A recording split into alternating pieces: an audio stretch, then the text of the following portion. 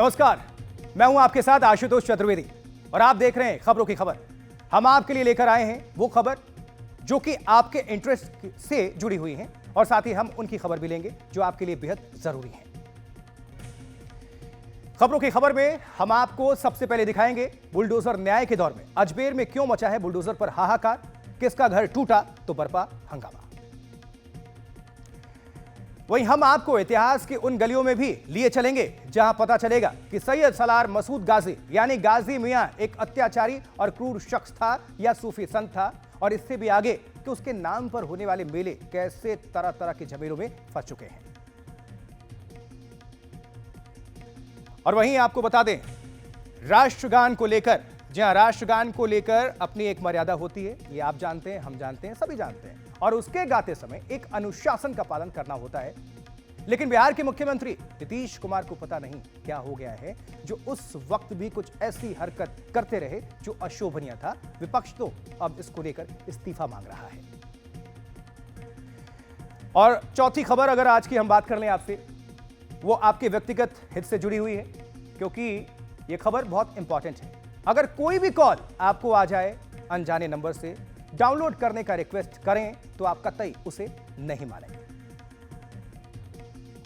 अब शुरुआत करते हैं राजस्थान के अजमेर से आई खबर के साथ, जिसने पूरे राज्य में हाहाकार मचाया हुआ है। जहां वहां एक डॉक्टर के मकान पर बुलडोजर चल गया, और बात सिर्फ बुलडोजर चलाने की नहीं है, आरोप है कि घर में मौजूद छोटे छोटे बच्चों को बाहर निकालकर यह कार्रवाई कर दी गई। और जिस परिवार के खिलाफ बुलडोजर एक्शन हुआ उसका आरोप है कि कार्रवाई से पहले कोई नोटिस भी नहीं दिया गया। आपको हम बताएंगे बुलडोजर कार्रवाई के नियम क्या हैं, लेकिन पहले ये खास रिपोर्ट आपके लिए। मुझे और मेरे भाई को धक्का मार के निकाल दिया था, और फिर उन्होंने मुझे मारा था जोर जोर से, और मेरे पापा को भी मार दिया था।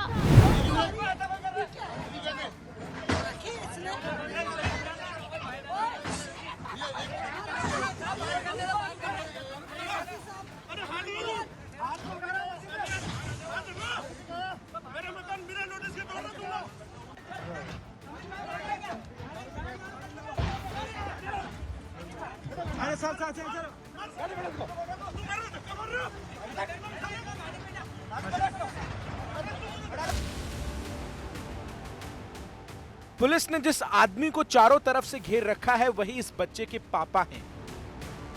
इस आदमी ने आखिर गलती क्या की है बताएंगे आगे, लेकिन पहले जरा तस्वीरों को देखिए। एक पुलिस वाला कॉलर खींच रहा है, दूसरा पुलिस वाला बाह खींच रहा है।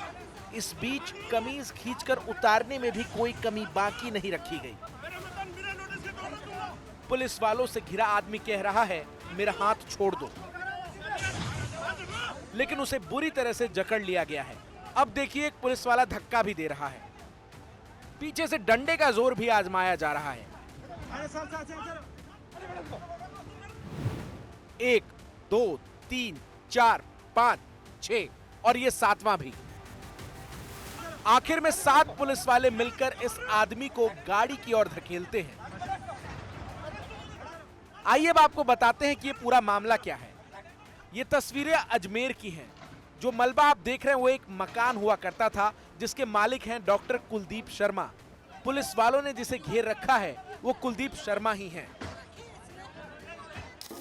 मेरे पेट पे बहुत मारी, मेरे पेट में बहुत दर्द हो रहा है। मैंने दर्द के इंजेक्शन लगवा के थोड़ा सा अपना दर्द को कम किया है। मेरे पेट में, मुझे चेस्ट पे, मुझे यहाँ पर पता नहीं कहाँ से मारा है। उसके कई तरह के वीडियो पड़ोसियों ने बनाए। अजमेर डेवलपमेंट अथॉरिटी ने कुलदीप शर्मा के मकान पर बुलडोजर चला दिया, और जिस वक्त बुलडोजर का एक्शन हुआ उस वक्त कुलदीप शर्मा के घर में सिर्फ बच्चे थे। आरोप है कि बच्चों को घर से बाहर निकालकर मकान के ऊपर बुलडोजर चला दिया गया। मुझे और मेरे भाई को धक्का मार के निकाल दिया था, और फिर उन्होंने मुझे मारा था जोर जोर से, और मेरे पापा को भी मार दिया था। आपका क्या क्या दब गया? हमारे बुक्स दब गई, हमारे खिलौने दब गए, और हमारे कपड़े दब गए। अच्छा, तो ये कौन थे, क्या हुआ था अचानक, कौन सी मशीन वगैरह आई थी यहाँ? यहाँ पे जेसीबी आई थी। अजमेर के पंचशील इलाके में एक डॉक्टर दंपति के घर पर कल दोपहर में अजमेर विकास प्राधिकरण के अधिकारी और पुलिस कर्मियों की मौजूदगी में बुलडोजर से उनके मकान को ध्वस्त कर दिया गया। आरोप यह है कि उनके मकान पर 90 गज एक्स्ट्रा जमीन आ गई थी। उसका जो मुआवजा है वो अजमेर विकास प्राधिकरण द्वारा दिया गया, मगर जो दंपति हैं उन्होंने वो मुआवजा नहीं लेकर अपनी जो बात है वो रखी।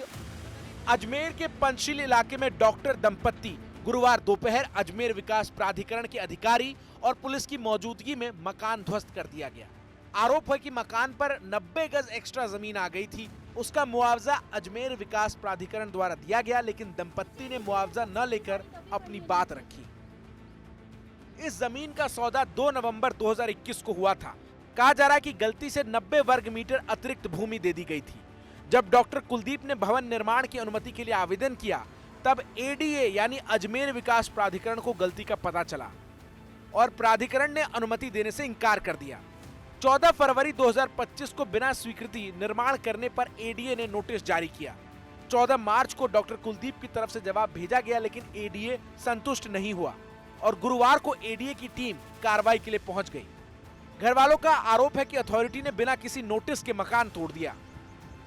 बिना नोटिस के वो मेरे घर में घुसे जब मैं और मेरे पति नहीं थे। बच्चे सिर्फ घर में अकेले थे, हम दोनों नौकरी पेशा हैं। अब बच्चों को इतना डर हो गया, कह रहे हैं आप या तो मम्मा नौकरी छोड़ दो या छुट्टी ले लो, हम घर में अकेले नहीं रहेंगे। पता नहीं कौन लोग आके हमको डरा धमका के मारपीट करके चले जाते हैं। अब हम ये चाहते हैं कि जिन लोगों ने ये ऐसा अनीतिपूर्ण असंवैधानिक कार्य किया, हमारे बच्चों को धमकाया है, मेरे को तो लगता है पॉक्सो एक्ट के तहत कोर्ट को स्वतः संज्ञान लेना चाहिए कि कैसे बच्चों के साथ उन्होंने ऐसे बिहेव कर लिया। और एडीए मेरे को पूरा ये मकान या तो वापस बना के दे या इसका मुआवजा दे। अभी एफआईआर हुई है क्या आपकी तरफ? हमने एफआईआर कल बहुत मुश्किल से दर्ज कराई। 1 बजे से हम क्रिश्चियनगंज थाने में बैठे थे और रात की 11-12 बजे जाके 1 बजे उन्होंने एफआईआर लॉन्च की। मुझ पर इतना प्रेशर बनाया, आप एफआईआर मत करो, आपकी सरकारी नौकरी है, आप एफआईआर करोगे तो आप पे भी हम एफआईआर कर देंगे, आपको फंसा देंगे उल्टा। पीड़ित परिवार का कहना है कि एक तो बिना नोटिस दिए मकान गिराया गया, ऊपर से डॉक्टर कुलदीप शर्मा के साथ मारपीट भी की गई।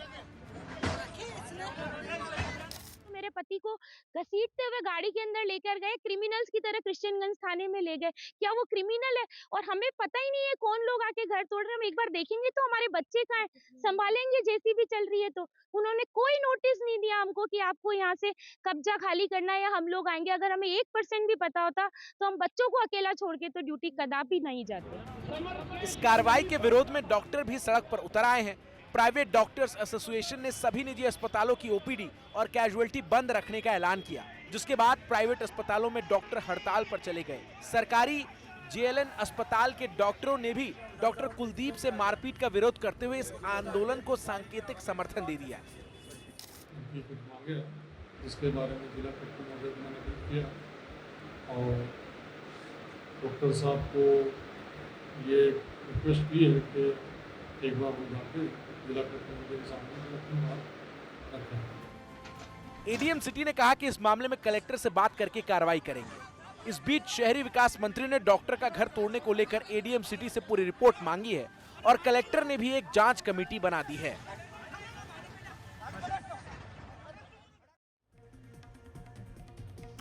अब देखिए, आरोप है कि कोई नोटिस नहीं दिया गया और कार्रवाई कर दी गई। बुलडोजर पर सुप्रीम कोर्ट की गाइडलाइंस क्या है, यह जानना जरूरी है, आपको बताते हैं। बगैर कानूनी प्रक्रिया के निर्माण ध्वस्त करना गलत है। कार्रवाई से पहले 15 दिनों का नोटिस देना अनिवार्य है। रजिस्टर्ड पोस्ट से नोटिस भेजा जाए, संपत्ति के कब्जाधारी को सुनवाई का मौका दिया जाए और केवल अवैध निर्माण को ही गिराया जा सकता है। गलत कार्रवाई पर अधिकारी को जेब से पैसे भरने होंगे और आरोपी एक है तो पूरे परिवार को सजा देना गलत है। किसी अपराध की सजा देना अदालत का कार्य है। और अब अगली खबर, अजमेर में बुलडोजर पर बवाल मचा तो अलवर में गोरक्षक आपस में भिड़ गए। आपको बता दें, दरअसल कुछ लोग शहर में घायल गाय को लेने के लिए आए थे और वो एम्बुलेंस लेकर भी आए थे, लेकिन गोरक्षा नाम के दम पर कुछ हथियारबंद बदमाशों ने उन लोगों से मारपीट शुरू कर दी। मामला भिवाड़ी थाने तक जा पहुंचा तो पुलिस जांच करने में जुट गई और इसके बाद यह खुलासा हुआ कि जो गायों को बचाने आए थे, गोरक्षा के नाम पर बदमाशों ने उनको ही गो तस्कर समझ लिया था और इस मामले में घायल युवक का अस्पताल में इलाज चल रहा है।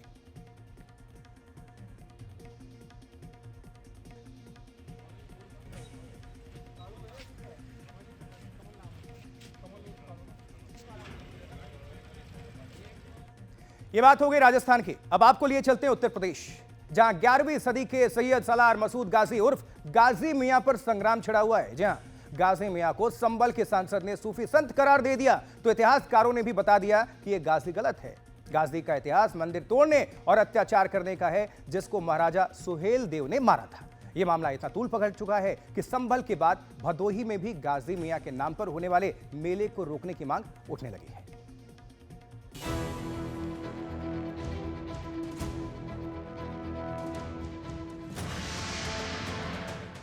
ये मेला झमेला बन गया है।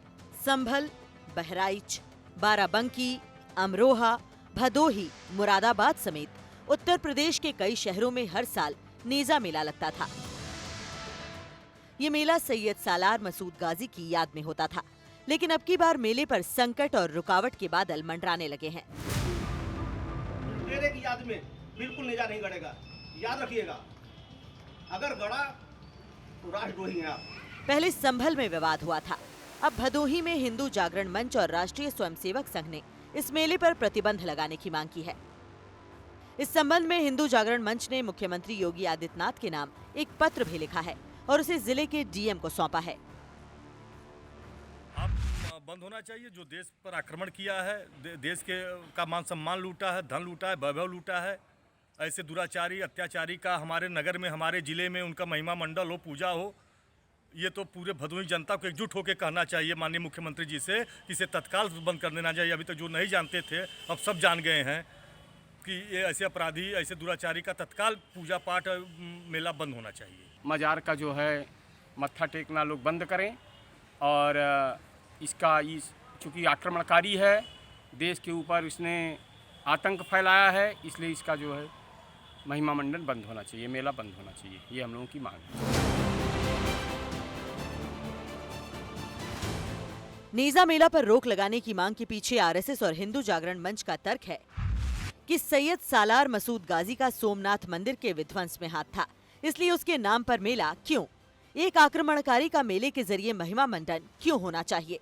इनका आरोप है कि मेला इसलिए भी नहीं होना चाहिए कि मेले की आड़ में धर्म परिवर्तन करवाया जाता है।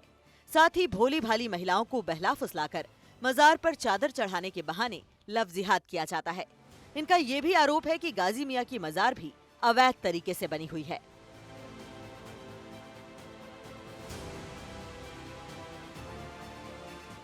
इन आरोपों की जांच के लिए खुफिया विभाग की टीमें लगा दी गई हैं। वहीं डीएम का कहना है कि बिना ठोस सबूतों के किसी भी धार्मिक आयोजन पर रोक लगाना उचित नहीं होगा, लेकिन यदि आरोप सही पाए जाते हैं तो उचित कार्रवाई की जाएगी।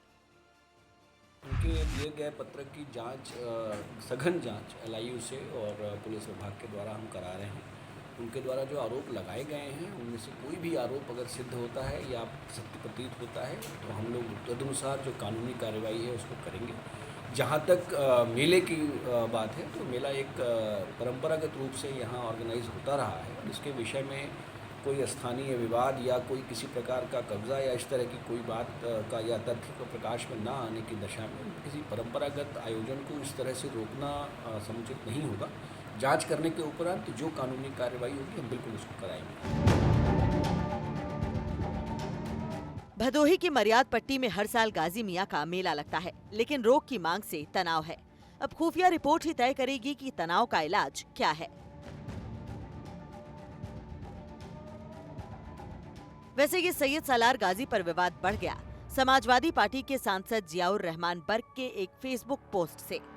उस फेसबुक पोस्ट में बर्क ने सालार गाजी पर लिखा है कि सैयद सालार गाजी 12वीं सदी के महान सूफी संत थे। उस सूफी संत के बारे में अफवाह फैलाई जा रही है। उस गाजी को सोमनाथ मंदिर पर हमले से जोड़ना गलत है। सोमनाथ मंदिर पर हमले के वक्त गाजी की उम्र 11 साल की थी।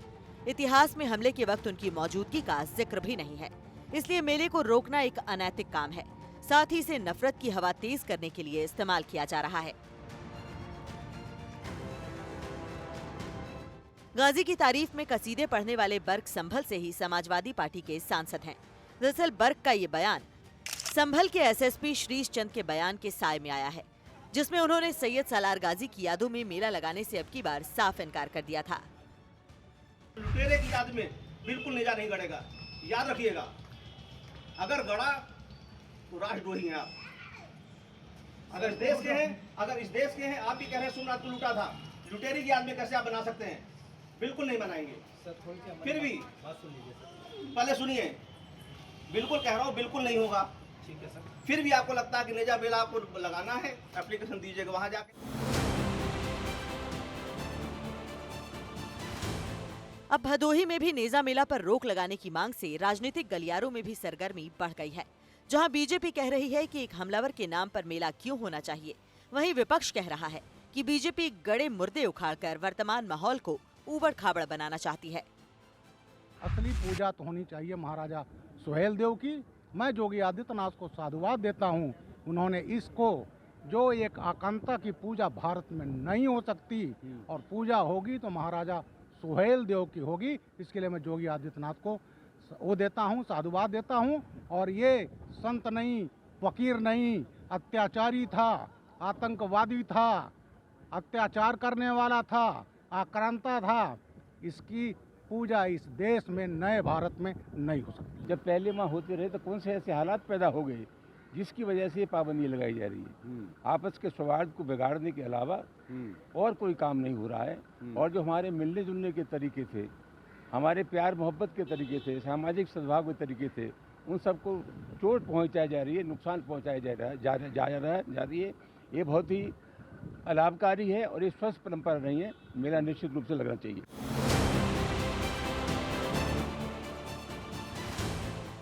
अभी औरंगजेब की कब्र पर मचा कोहराम थमा नहीं कि सैयद मसूद सालार गाजी की मजार पर हाहाकार मच गया है। दिल्ली में हिमांशु शेखर के साथ भदोही से गिरीश पांडे की रिपोर्ट, एनडीटीवी इंडिया के लिए।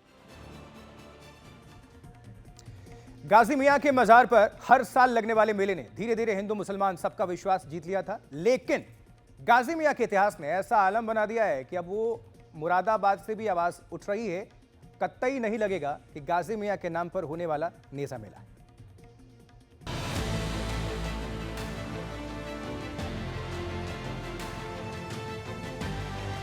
ये मजार एक बड़े तबके के लिए एक अत्याचारी की कब्र है, तो एक तबके के लिए एक सूफी संत की दरगाह। इन सब के बीच सवाल उठ रहा है कि अब की बार यहाँ मेला होगा या नहीं। आसार बिल्कुल नहीं दिखते। हम इस वक्त खड़े हैं बहराइच के सैयद सलार मसूद गाजी बाले मियाँ की दरगाह में, जहाँ हर साल जेठ के महीने में 1 महीने तक राष्ट्रीय एकता के प्रतीक के रूप में हज़ारों साल से मेला लगता चला आ रहा है। लेकिन नेजा में हाल ही में जो महमूद गजनवी को लेके मामला उठा है और मेले पर प्रतिबंध लगा है, उसकी वजह से ऐसा लगता है कि बहराइच का मेला भी अब विवादों में आ गया है। इस साल ये मेला लग पाएगा कि नहीं लग पाएगा, ये आकाश की गर्त में है। नेजा का मेला जो लगता है शहर में, हम उसमें खोए पाए बच्चों के लिए पूरे मेले में लाउड स्पीकर लगा के खोए पाए बच्चों का अनाउंसमेंट करते हैं। उनका मतलब ये था कि कोई भी प्रोग्राम नहीं होगा। गाजी मियां के नेजा मेले की शुरुआत ढाल काढ़ने से होती है, लेकिन इस बार विरोध सिर्फ संभल या भदोही ही नहीं, मुरादाबाद में भी हो रहा है। वहां भी गाजी मियां की एक दरगाह है जहां मेला लगता था। जो हमारा एक सीरस है, जिन लोगों ने सनातन संस्कृति का नाश करा है या सनातन पर जिन लोगों ने समय समय पर हमले करे हैं, उन विदेशी आक्रांतों के नाम पर कोई भी कृत्य यहाँ पर उनका महिमा मंडन नहीं होना चाहिए। हमारे देश में अगर महिमा मंडन हो तो एपीजे अब्दुल कलाम का हो, रसखान का हो, कबीरदास का हो, कोई हमें शिकायत नहीं है। परंतु जिन्होंने विदेशी आक्रांताओं ने सनातन धर्म की संस्कृति का तोड़ने का और उनको नाश करने का कार्य करा, उनके नाम पर कोई भी महिमा मंडन कार्य नहीं होना चाहिए। तो हमेशा से अनुमति के लिए आवेदन किए जाते रहे। इस बार हमने प्रयास यही किया है, सभी प्रकार से पुलिस प्रशासन एवं एलआईयू के माध्यम से हम संवाद कर रहे हैं और जांच भी करा रहे हैं ताकि कोई ब्रॉडर लॉ एंड ऑर्डर का इशू भी ना पैदा हो। और अभी तक सभी संबंधित व्यक्तियों ने इस बात को स्वीकार करते हुए अनुमति के लिए कोई आवेदन प्रस्तुत नहीं किया। मुझे कल शाम को ग्राम प्रधान ने अवगत कराया कि उन्होंने भी, चूंकि एक उनका एक LMC होता है, लैंड मैनेजमेंट कमेटी, उससे उन्होंने एक प्रस्ताव किया है कि इस मेले का आयोजन अभी नहीं कर रहे हैं। यद्यपि इस संबंध में उन्होंने कोई आधिकारिक रिकॉर्ड नहीं दिया। गाजी मियां के नाम पर शुरू हुई राजनीति का एक सिरा महाराजा सुहेल देव से जुड़ता है। उनको राजभर समाज के कारण सुहेल देव भारतीय समाज पार्टी के नेता ओम प्रकाश राजभर अपना वोट बैंक तैयार करते हैं, जबकि बीजेपी राजभर की जगह अपना वोट बैंक तैयार करना चाहती है। जिसमें राजभर समुदाय को रिझाने की कोशिश है और जिनका पूर्वांचल में 18 सीटों पर प्रभाव है। साथ ही बीजेपी गाजी मियां के नाम पर हिंदू वोट बैंक को लामबंद करना चाहती है ताकि अखिलेश यादव की राजनीति को सीमित कर सके। फिलहाल तो सुहेलदेव की जयकार और गाजी मियां के नाम पर हाहाकार भर फैला है। जिसने मंदिरों को तोड़ा हो, जिसने धर्मांतरण कराने के लिए बल का प्रयोग किया हो, जिसने भारत की संस्कृति को मिटाने का प्रयास किया हो, उसके बारे में इस प्रकार का बयान देने वाले समाजवादी पार्टी के सांसद के बारे में श्री अखिलेश यादव जी अपनी चुप्पी तोड़ें। कभी आबू आजमी के बयान पे चुप हो जाते हैं, कभी अपने सांसद के बयान पर चुप हो जाते हैं। इसका जवाब प्रदेश भी चाहेगा, देश भी चाहेगा। जो काबुल से चल करके तमाम मठ मंदिरों को लूटते हुए भारत को गुलाम बनाने के लिए काम किया हो, ऐसे व्यक्ति के विषय में अगर समाजवादी पार्टी के नेता चर्चा कर रहे हैं तो उनको ये जानकारी करनी चाहिए कि ऐसे आतताई को नानपारा मैदान बहराइच में उस आतताई को मारा राजभर महाराजा सुहेलदेव जी ने। तो राजभर महाराजा सुहेलदेव जी का मेला लगवाना चाहिए। Bureau report, NDTV India.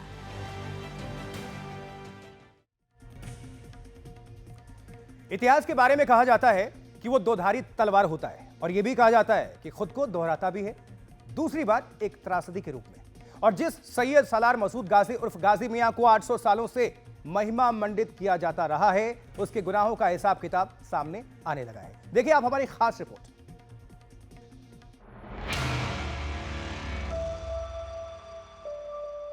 नीजा का मतलब होता है भाला। भाला यानी युद्ध का प्रतीक। जाहिर है कि जिस सालार मसूद गाजी के नाम पर नीजा मेला होता है, उसका संबंध मेले के नाम से तो अमन से नहीं बल्कि जंग से जुड़ता दिख रहा है। गाजी मियां के नाम से मशहूर सालार मसूद गाजी का जन्म सन 1014 में अजमेर में हुआ था। वो भारत पर हमला करने वाले महमूद गजनवी का भांजा और सेनापति भी था। साल 1030 से 31 के आसपास अवध के इलाकों में आया। इसी इलाके में बहराइच श्रावस्ती के पास स्थानीय राजा सुहेलदेव से उसकी जंग भी हुई। राजा सुहेलदेव ने 21 राजाओं को साथ लेकर गाजी मियां से युद्ध किया। साल 1034 में राजा सुहेलदेव के साथ युद्ध में गाजी मियां मारा गया। बहराइच के दरगाह शरीफ में गाजी मियां को दफना दिया गया। 1000 साल बाद अब गाजी मियां की कब्र पर विवादों ने अंगड़ाई ली है। उसमें जब वो पहुंचता है, बहराइच का उसका युद्ध होता है और श्रावस्ती का एक बहुत छोटा सा शासक है सुहेलदेव। मिराते मसूदी इसका बहुत ठीक से विवरण देती है। पूरी सेना के साथ वो मारा जाता है और ये कोई मामूली घटना नहीं थी। ये ऐसी घटना थी कि आप देखिए उस समय 11वीं और 12वीं शताब्दी का इतिहास, आसपास के सारे देश इस्लामिक हो रहे थे, लेकिन उसके बाद तलवार के बल पर वहां इस्लामिक बनाए जा रहे थे, लेकिन उसके बाद 150 साल कोई मुस्लिम आक्रमण बड़ा इस देश में नहीं हुआ है। वो इतनी बड़ी घटना थी, लेकिन हमारे इतिहास की किताबों से वो एकदम गायब कर दी गई, उसको माना ही नहीं गया। इसलिए जब बर्ग जैसे नेता गाजी मियां को सूफी संत कहते हैं तो लोगों को लगता है कि वो इतिहास के साथ एक भद्दा मजाक कर रहे हैं। इस उलटबाजी के बीच की गाजी मियां कैसा था, हम आपको बताते हैं कि गाजी मियां को संत क्यों कहा जाने लगा। कहा जाता है कि गाजी मियां के मारे जाने के 200 साल से भी ज्यादा समय बाद 1250 में उसकी कब्र पर मकबरा बनाया गया। दिल्ली के मुस्लिम शासक नसरुद्दीन महमूद ने गाजी मियां का मकबरा बनवाया। बाद में कई मुगल शासकों ने मसूद गाजी को संत बताया। फिरोज शाह तुगलक ने मकबरे के पास कई गुंबद बनवाए। आगे चलकर दरगाह इतनी मशहूर हो गई कि हिंदू श्रद्धालु भी वहां जाने लगे। उत्तर प्रदेश के मुख्यमंत्री योगी आदित्यनाथ के रुख से ये साफ है कि अब गाजी मियां का नहीं, सुहेलदेव का सम्मान होगा। लेकिन अखिलेश यादव का कहना है कि बीजेपी को भारत की मिलीजुली संस्कृति रास नहीं आती। आक्रांता का महिमा मंडन का मतलब देशद्रोह की नींव को पुख्ता करना, और स्वतंत्र भारत ऐसे किसी देशद्रोही को स्वीकार नहीं कर सकता है जो भारत के महापुरुषों को अपमानित करता हो, उन आक्रांताओं का महिमा मंडन करता हो, जिन आक्रांताओं ने भारत की सनातन संस्कृति को रौंदने का कार्य किया था, बाहर बेटियों की इज्जत पर हाथ डालने का काम किया था, हमारी आस्था पर प्रहार किया था, उसे आज का ये नया भारत स्वीकार करने को कतई तैयार नहीं है। देखिए, भारतीय जनता पार्टी हर मिली जुली संस्कृति हर भाईचारे को और जो हमारे आपस के एक दूसरे के सम्मान करने का तरीका, जो रहने का तरीका है, जहाँ पर हम एक दूसरे से मिलते हैं। ये मेले क्या होते हैं? जहाँ हम सब धर्म जाति के लोगों को मिलते हैं। अगर वो कुंभ की तारीफ कर सकते हैं तो किसी मेले और की तारीफ क्यों नहीं कर सकते?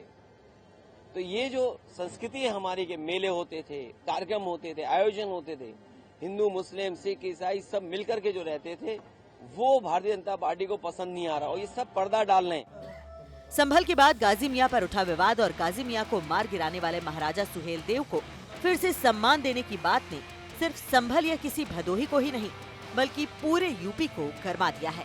एनडीटीवी इंडिया की रिपोर्ट।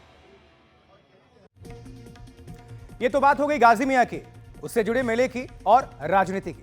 जरा आगे बढ़ते हैं और अब बात कर लेते हैं बिहार की। बिहार की राजनीति में क्या हो रहा है, नीतीश कुमार को लेकर क्या हलचल है, क्योंकि राजनीतिक तापमान बिहार का काफी चढ़ा हुआ है, बढ़ा हुआ है और इसकी वजह बना है एक वीडियो जिसने मुख्यमंत्री नीतीश कुमार को चर्चा का केंद्र बना दिया है।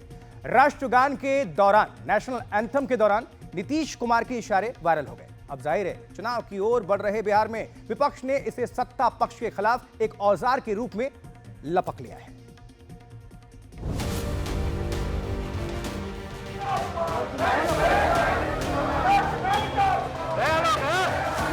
अब रिटायरमेंट ले लेना चाहिए, उम्र नीतीश जी का बिहार चलाने योग्य नहीं। विवाद के केंद्र में एक बार फिर मुख्यमंत्री नीतीश कुमार की भावभंगिमा है। दरअसल गुरुवार को नीतीश कुमार पाटलिपुत्र स्पोर्ट्स कॉम्प्लेक्स में सेपक टाकरा वर्ल्ड कप 2025 का उद्घाटन करने पहुंचे थे। मुख्यमंत्री के पहुंचने के बाद वहां राष्ट्रगान बजाया जाना था, लेकिन सीएम ने शुरू होने से पहले ही राष्ट्रगान को रुकवा दिया। संकेत मिलते ही राष्ट्रगान बंद करा दिया गया। इसके बाद मुख्यमंत्री स्टेडियम का चक्कर लगाने के लिए निकल गए और कुछ देर बाद लौट भी आए। जब राष्ट्रगान दोबारा शुरू हुआ तो इस दौरान मुख्यमंत्री नीतीश हाथ हिलाकर लोगों का अभिवादन करते रहे। बगल में खड़े चीफ सेक्रेटरी दीपक कुमार ने नीतीश कुमार को रोकने की कोशिश की, लेकिन सीएम ने उन्हें इशारा करके रोक दिया और दर्शकों की तरफ देखकर अभिवादन करने लगे।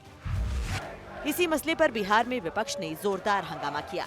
सदन के अंदर और बाहर पोस्टर के साथ प्रदर्शन हुआ।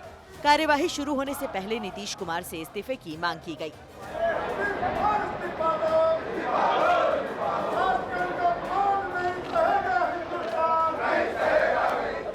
प्रधानमंत्री जी के लाडले मुख्यमंत्री जी ने वीडियो में आप सब लोगों ने देखा किस तरह से जो है उन्होंने राष्ट्रगान का अपमान किया। उनको माफी मांगना चाहिए।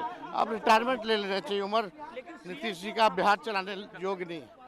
सम्मान का विषय नहीं मुख्यमंत्री, लेकिन सरकार की तरफ से विजय कुमार ने आरोपों का जवाब दिया। इसको लेकर के पहले वीडियो, ये किसका वीडियो है? अरे इस तरह के मानवीय भूल तो कई बार हम लोग देखे हैं कि गवर्नर साहब आते हैं, शपथ के क्रम में भी राष्ट्रगान शुरू होता है, कुछ लोग देर से उठना पड़ता है। अब ये ध्यान का, सम्मान का विषय नहीं, मुख्यमंत्री जी के भी ध्यान में नहीं रहा। और इसको लेकर के पहले तो उनको कहिए कि मन मिजाज अगर जो राष्ट्रगान के प्रति इतना प्रेम झलक रहा है तो राष्ट्रद्रोहियों को टिकट देना बंद करिए, सदन में पहुंचाना बंद करिए। हंगामा विधान परिषद में भी हुआ। राबड़ी देवी ने नीतीश कुमार पर हमला करते हुए उन्हें एक सलाह दे डाली। इस्तीफा करके अपना बेटा के बना दे, उन्हें क्या हर्ज है? दिमाग काम नहीं कर रहा है तो कुछ तो करेंगे। बाकी ये लेखा राष्ट्रगान के अपमान धरती पर कोई नहीं किया है देश में। नीतीश कुमार का सवाल बिहार की राजनीति का सवाल है। जैसे जैसे चुनाव नजदीक आ रहे हैं, ये सवाल और बड़ा होगा, इसलिए बयान हर तरफ से आ रहे हैं।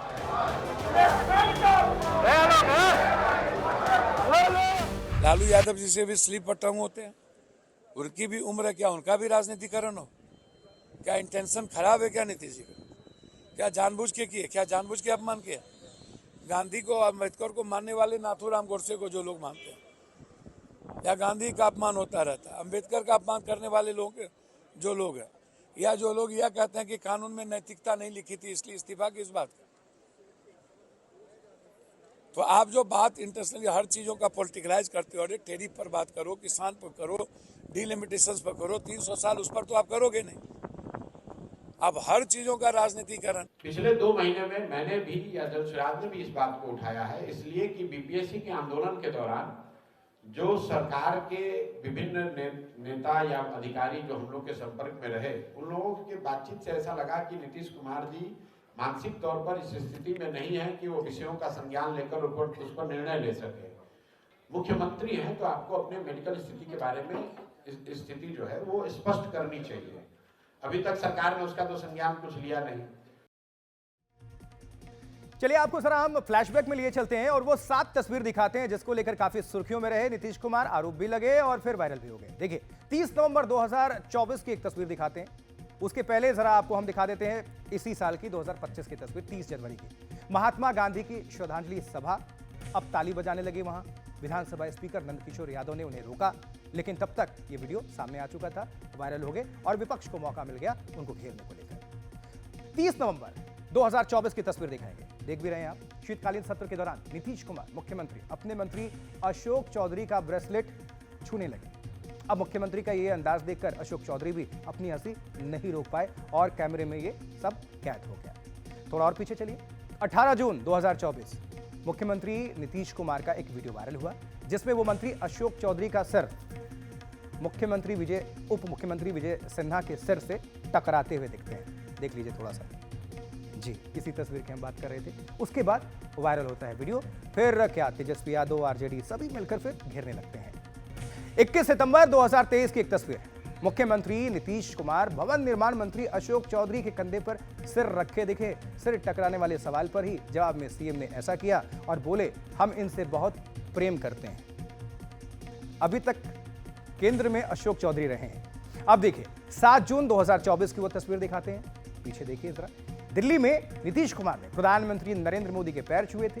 लोकसभा चुनाव के नतीजों के बाद दिल्ली में एनडीए की बैठक के दौरान ऐसा हुआ। हालांकि इसको लेकर समर्थन भी मिला नीतीश कुमार को, क्योंकि प्रधानमंत्री के पैर उन्होंने छुए। आपसी एक सौहार्द, एक प्रेम की बात थी, तो 2 धड़े सोशल मीडिया पर बट गए। फिर 13 नवंबर 2024 की एक तस्वीर, पीएम दरभंगा में एम्स के शिलान्यास कार्यक्रम में पहुंचे थे और वहां भी नीतीश कुमार ने प्रधानमंत्री मोदी के पैर छू लिए। फिर वही 2 धड़े सामने आए, कुछ समर्थन में और कुछ विरोध में। अब जरा 8 मार्च 2024 की तस्वीर दिखाते हैं, होली मिलन समारोह की, जहां रविशंकर प्रसाद के पैर छूने के लिए वो झुक गए। हालांकि इसको भी शिष्टता के तौर पर ही उनके समर्थकों ने लिया, लेकिन विरोधी कह रहे हैं कि मानसिक संतुलन ठीक नहीं। अब 30 जनवरी 2024 शीतकालीन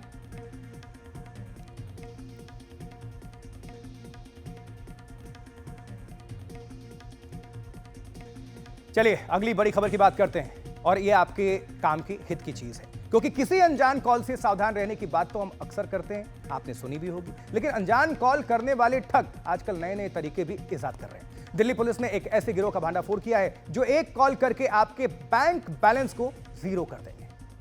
ये रिपोर्ट देखिए और अपने जानने वालों से भी इसको साझा करिए।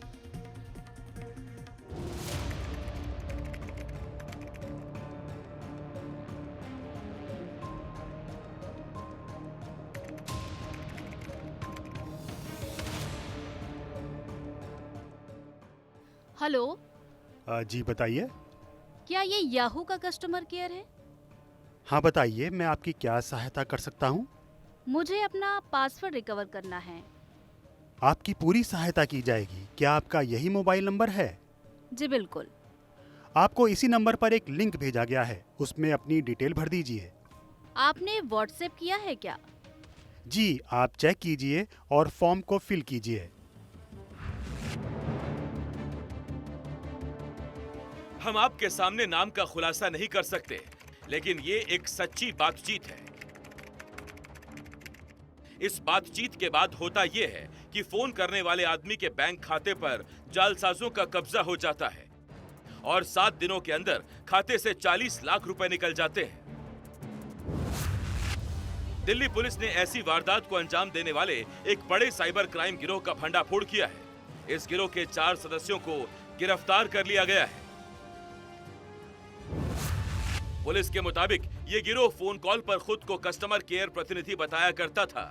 कॉल के दौरान ये लोग व्हाट्सएप पर .apk फाइल भेजते थे और फॉर्म भरवाने के नाम पर फाइल को डाउनलोड करा लेते थे। जैसे ही पीड़ित इस फाइल को डाउनलोड करता, उसके बैंक खाते की संवेदनशील जानकारी ठगों के पास पहुंच जाती और वो खाते से पैसे निकाल लेते थे। दरअसल 7 जनवरी 2025 को DRDO यानी रक्षा अनुसंधान और विकास संगठन के एक रिटायर्ड वैज्ञानिक ने गूगल पर याहू का कस्टमर केयर नंबर खोजा और उस पर कॉल किया।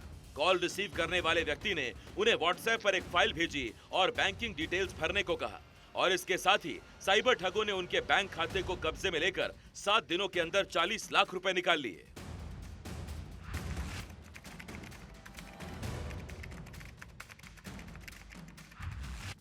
इस केस की पड़ताल के दौरान पुलिस को झारखंड के जामताड़ा और राजस्थान के मेवात इलाके में गिरोह के ठिकानों का पता चला। साइबर थाना की एक विशेष टीम ने जामताड़ा से गिरोह के मास्टरमाइंड इकबाल अंसारी को गिरफ्तार किया, जिसके बाद राजस्थान और उत्तर प्रदेश में छापेमारी करके बाकी 3 आरोपियों की भी गिरफ्तारी कर ली गई। गिरफ्तार किए गए बदमाशों का सरगना इकबाल अंसारी है, जो गूगल एड्स के नाम पर फर्जी कस्टमर केयर नंबर डालता था, कॉल रिसीव करता था और लोगों के पास वायरस वाली फाइल भेजता था। इसी तरह साजिद खान लोगों को फर्जी नौकरियों का झांसा देकर बैंक खाते खुलवाता था। गिरोह के सलमान खान का काम था कि वो सोशल मीडिया से डेटा इकट्ठा करके अपनी टीम को ऐसे लोगों की जानकारी देता था जिन्हें निशाना बनाया जा सकता है। इस फ्रॉड गैंग में शामिल नरेंद्र कुमार एटीएम से ठगी का पैसा निकालने का काम करता था। हम चाहते हैं इस खबर के जरिए आप खुद भी संभल जाएं और अपने जानने वालों को भी सतर्क करें, क्योंकि आजकल साइबर ठग IGL, क्रेडिट कार्ड कंपनी और दूसरी सर्विसेज के नाम पर वायरस वाली फाइलें भेजते हैं और आपके मोबाइल में मौजूद बैंकिंग ऐप का एक्सेस हासिल कर लेते हैं।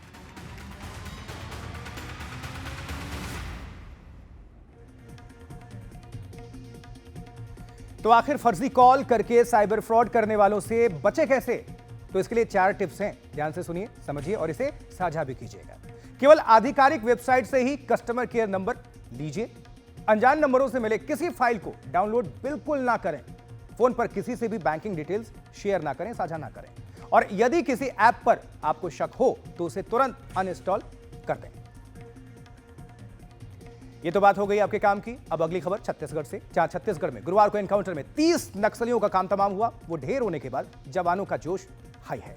बस्तर से रायपुर और दिल्ली तक 1 साल में नक्सलवाद के समूल नाश का नारा भी गूंज रहा है। एक तरफ नक्सलियों के लिए बेहतर सरेंडर नीति तैयार की गई है, तो वहीं सरेंडर नहीं करने वाले नक्सलियों के खात्मे का पूरा प्लान भी गृह मंत्री अमित शाह ने तैयार करके रखा हुआ है। देखिए, 21 मार्च 2026 को इस देश से नक्सलवाद समाप्त। 31 मार्च 2026 वो तारीख जिससे पहले देश में नक्सलवाद को खत्म करने की कसम गृह मंत्री अमित शाह ने खाई है और इसका असर जमीन पर नजर आ रहा है।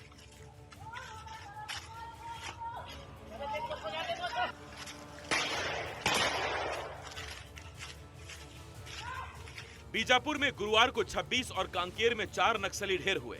ये वीडियो कांकेर में नक्सली मुठभेड़ के दौरान का है, जब घने जंगल में नक्सलियों और जवानों के बीच भीषण मुठभेड़ चल रही थी। गोलियों की आवाज आ रही थी।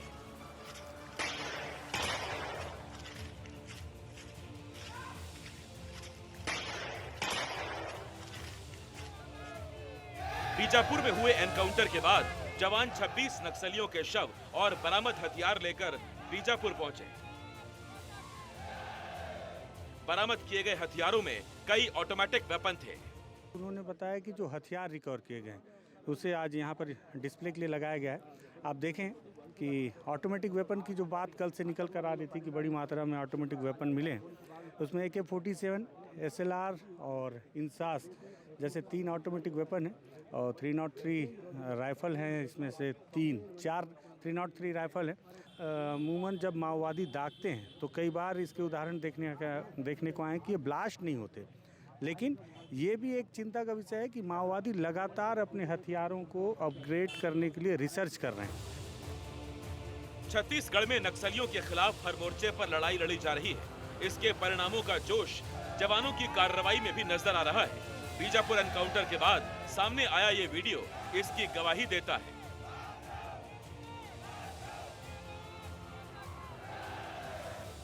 नक्सलवाद के खिलाफ पिछला 1 साल मील का पत्थर साबित हुआ है। राज्यसभा में गृह मंत्री अमित शाह ने बताया कि पिछले 1 साल में 380 नक्सली मारे गए हैं। 1045 नक्सलियों ने सरेंडर किया है। एक ही साल में 380 नक्सली मारे गए, इसमें कल के 30 जोड़ना बाकी। 1045 और 1194 गिरफ्तार हुए और 1045 सरेंडर कर गए और टोटल 2619 संख्या में कमी आई। मान्यवर 2619। छत्तीसगढ़ में नक्सलियों के खिलाफ सिर्फ आमने सामने की लड़ाई नहीं लड़ी जा रही है, आत्मसमर्पण नीति के साथ उन्हें मुख्यधारा में जोड़ने का काम भी हो रहा है।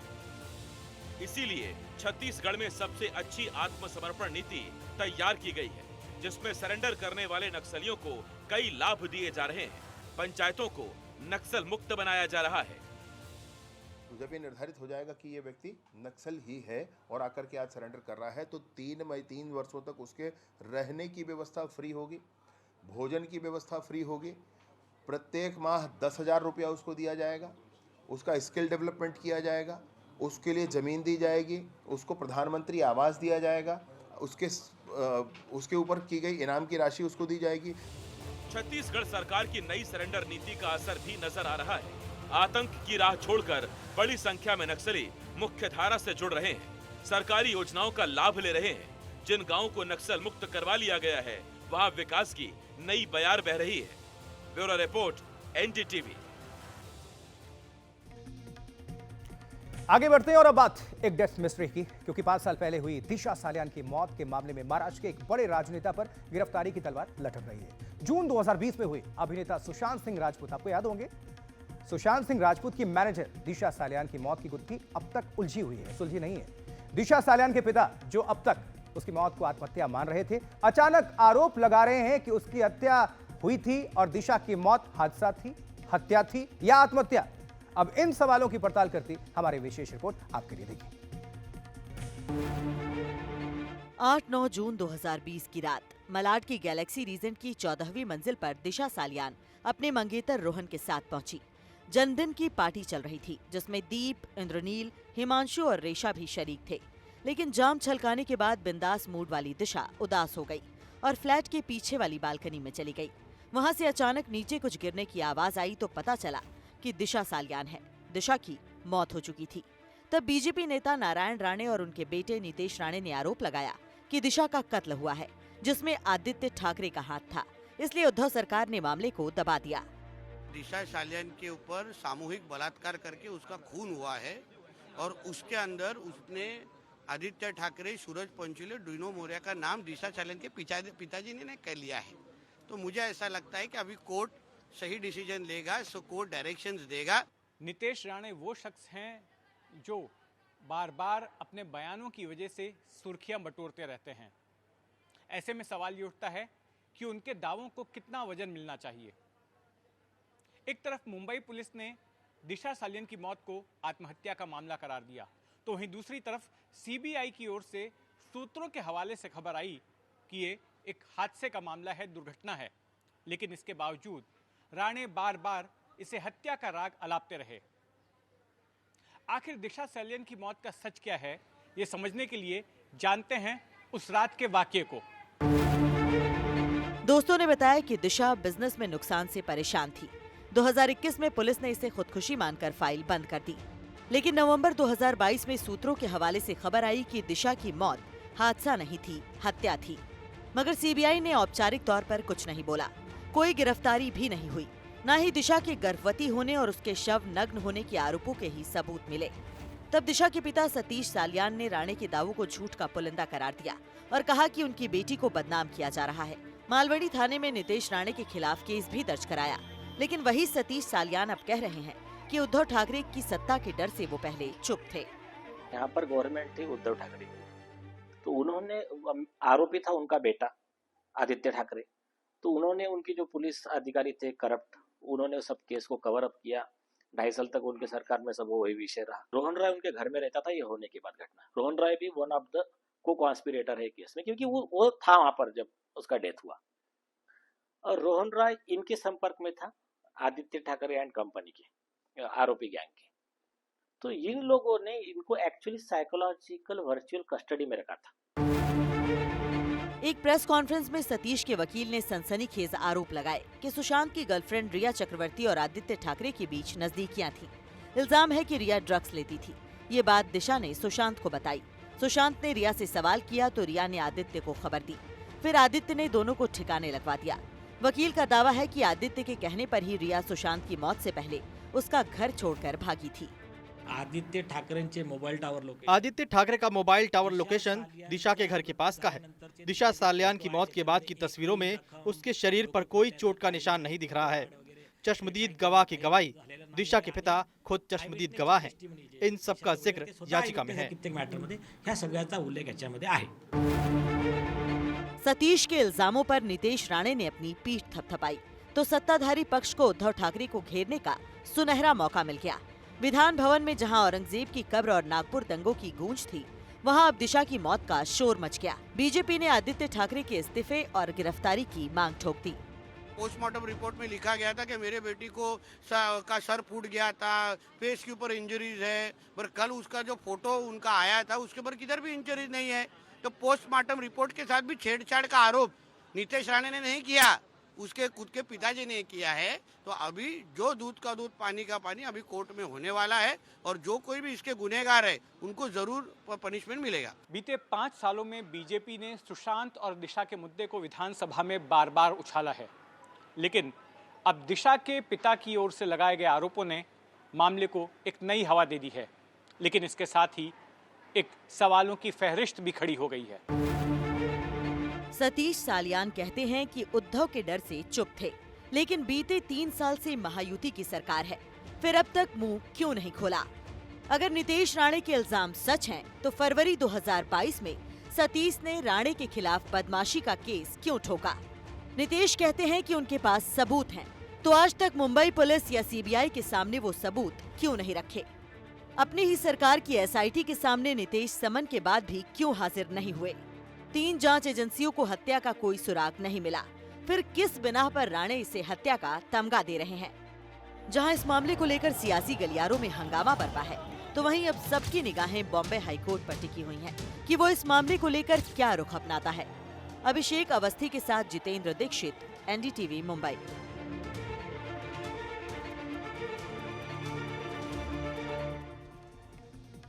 और अब बुलेटिन के आखिर में आपको बताते हैं कल की प्रमुख घटनाएं।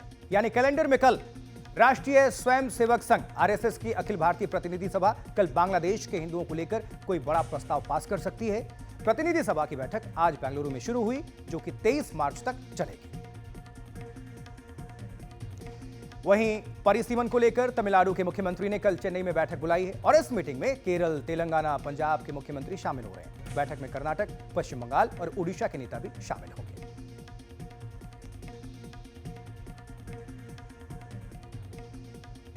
और इसी के साथ खबरों की खबर में आज मेरे साथ आशुतोष चतुर्वेदी के साथ इतना ही। आप जुड़े रहिए, देखते रहिए एनडीटीवी इंडिया, क्योंकि एनडीटीवी इंडिया पर खबरें लगातार जारी हैं। नमस्कार।